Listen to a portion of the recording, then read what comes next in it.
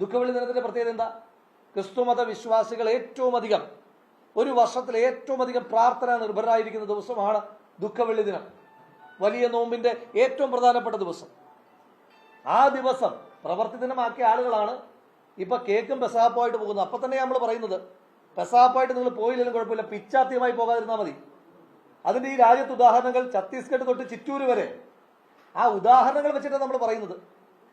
ഈ രാജ്യത്ത് ക്രിസ്ത്യാനികളും മുസ്ലിങ്ങളും ആഭ്യന്തര ശത്രുക്കളാണെന്ന് പറയുന്ന അതേ പ്രത്യയശാസ്ത്രം തന്നെയല്ലേ ഇപ്പോഴും RSS പിന്തുടരുന്നത്? അതേ സവർക്കറേയും ഗോൾവർക്കറേയും ഹെഡ്ഗാവാറിനും തന്നെയല്ലേ RSS ഇപ്പോഴും ആദരിക്കുന്നത്, ആചരിക്കുന്നത്, ആഘോഷിക്കുന്നത്?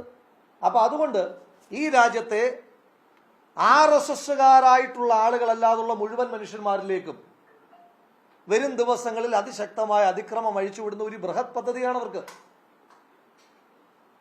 നമ്മൾ എപ്പോഴും പറയില്ല, പ്രസംഗത്തിൽ മാത്രം പറഞ്ഞാൽ പോരാ. മാർട്ടിൻ നിമുള്ളറുടെ വാക്കുകൾ, ആദ്യം അവർ തൊഴിലാളികളെ തേടി വന്നു, ഞാൻ മിണ്ടിയില്ല, ഞാൻ തൊഴിലാളിയല്ലായിരുന്നു എന്ന വാക്കുകൾ നമ്മൾ മാർട്ടിൻ നിമുള്ള ഏതെങ്കിലുമൊക്കെ ഫാഷിസ്റ്റ് വിരുദ്ധ സംഗമത്തിൽ പോയി പ്രസംഗിക്കാൻ മാത്രമുള്ളതല്ല.